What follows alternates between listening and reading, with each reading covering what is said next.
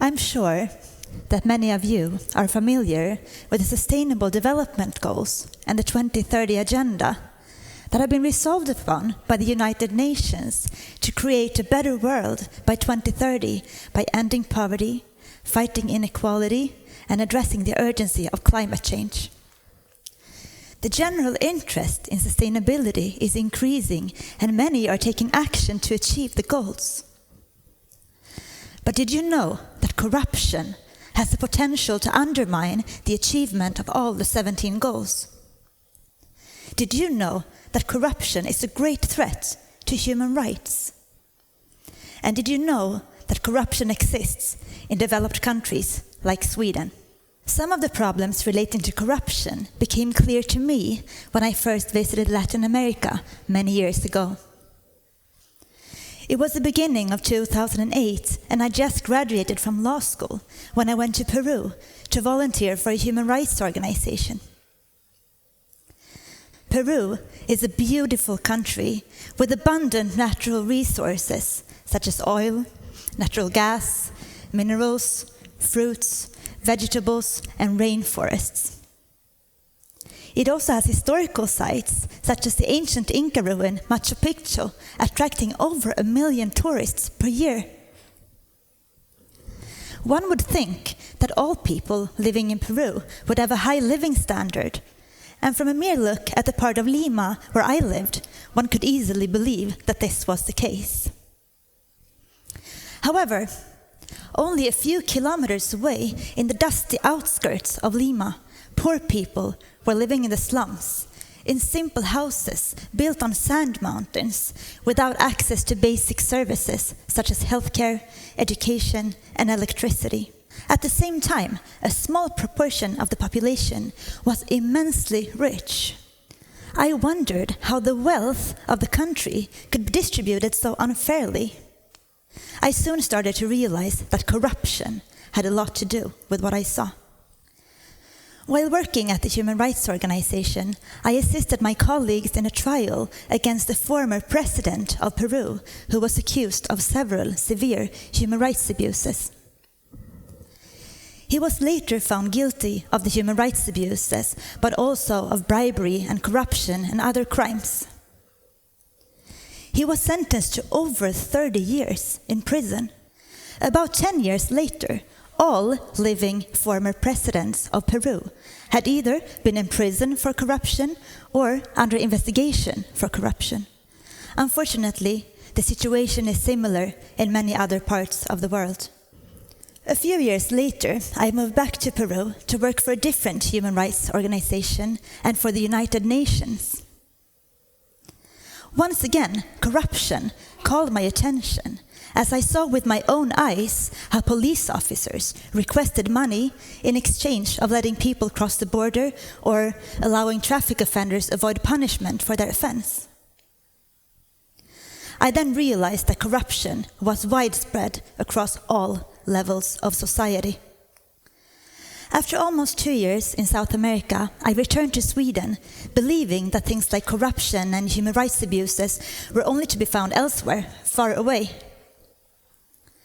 But to my great disappointment, I was soon to learn that such things do exist in Sweden too, even if they look different here than in less developed countries. Corruption is a transnational phenomenon that may refer to a variety of actions. There is no single definition of corruption, but the non-governmental organization Transparency International defines corruption as the abuse of entrusted power for private gain. Corruption takes different shapes in different countries, but no country is entirely free from corruption. According to Transparency International's Corruption Perceptions Index, Sweden is perceived to be among the least corrupt countries in the world. However, as you may know, there are several examples of where Swedish companies have paid bribes to obtain contracts or permits when making business abroad. But corruption does take place inside Sweden too. For example, conflicts of interest and so-called friendship corruption or nepotism are common here.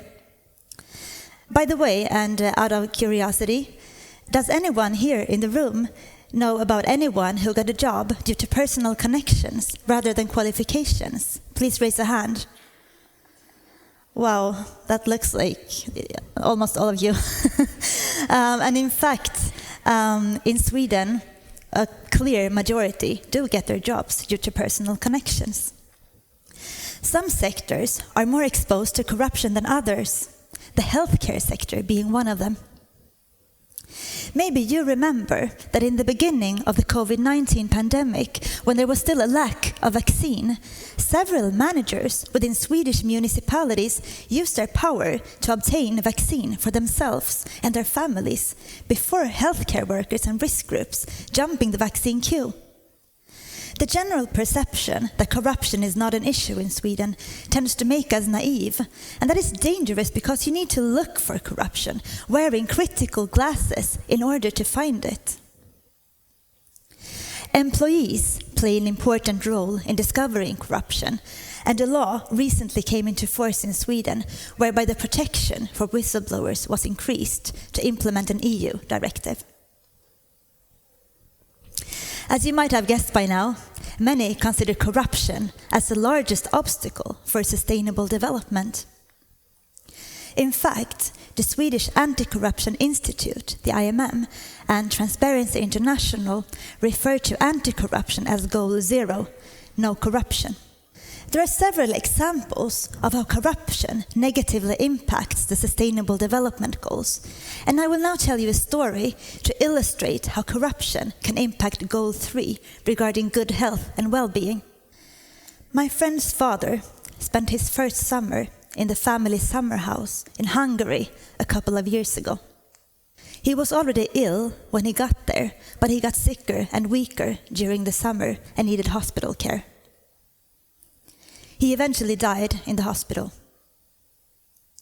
Later, my friend told me that one thing that really tore her apart was that her father was suffering from bed sore in the hospital and that the nurses would not take proper care of him unless they were provided with gifts such as flowers or chocolate. At first, I felt shocked. Then I felt angry, and then I felt sad. Imagine how you would feel if you had a loved one severely ill in hospital and not knowing for sure that he or she was taken care of in the best possible way. Sadly, this is only one of countless stories of when people have had to pay bribes to get access to healthcare that they have the right to. In a corrupt environment, more people die too early. In a crisis, like a pandemic or a war, the risk of corruption generally increases. And the saddest thing of all is that corruption tends to hit the most vulnerable the hardest. Quite often, the different goals are interconnected and impact each other. One example is anti-corruption that is indirectly mentioned among the goals, and Goal 5 regarding gender equality. Did you know that still in 2023, women occupy only around 26% of political posts in national parliaments worldwide? This is partially because election procedures are many times based on friendships, kinships, and other unreasonable considerations instead of qualifications. At the same time, studies have shown that gender equality is an important ingredient in combating corruption. Furthermore, the negative economic effects of corruption generally hit women harder than men.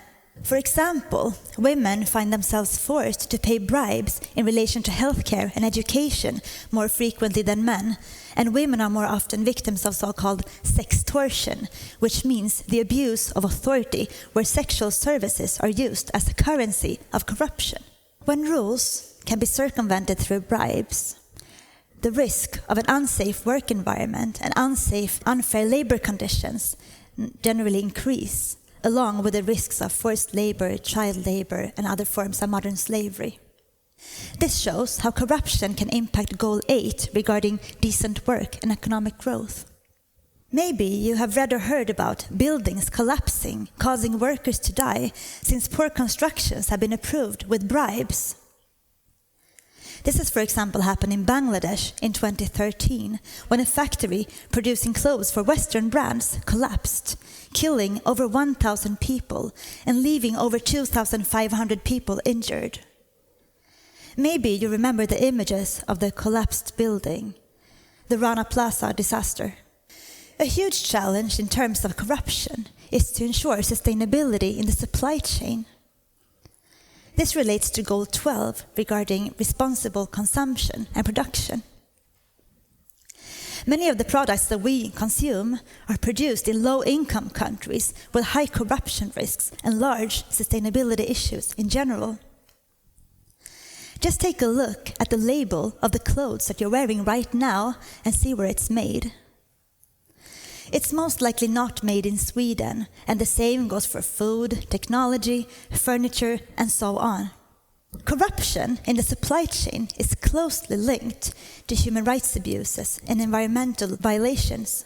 One example is the fishing industry, where corruption causes severe human rights abuses, as well as overfishing of the seas. As you may know, such overfishing of the seas causes enormous negative climate impacts in the form of increased climate change and global warming. And this shows how corruption can also impact Goal 13 regarding climate action.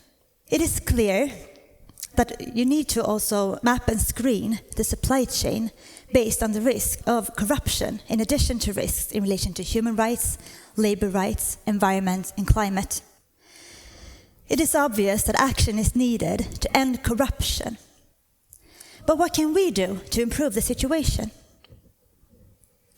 Companies and other organizations can, for example, make sure to set the right tone from the top, map and screen the supply chain and the customers, conduct a risk assessment and establish clear guidelines based on their actual risks, educate the employees, establish a whistleblower system, and encourage a speak-up culture. But above all, it's about building an ethical culture every day. And we can do a lot as individuals as well. We can, for example, vote with our wallet by purchasing products and services only from transparent companies that can show that they conduct an effective work against corruption and for sustainable development. We can also raise awareness and take responsibility by using the whistleblower system in our organization. If you become aware of any corrupt practices within your organization, do blow the whistle. I want you all to remember that to achieve a sustainable development, we must end corruption. We need everybody to act, to say no to all forms of bribery and corruption, and to act when we come across any unethical behavior. Then, and only then, we can fight corruption. Thank you so much for listening and for taking action.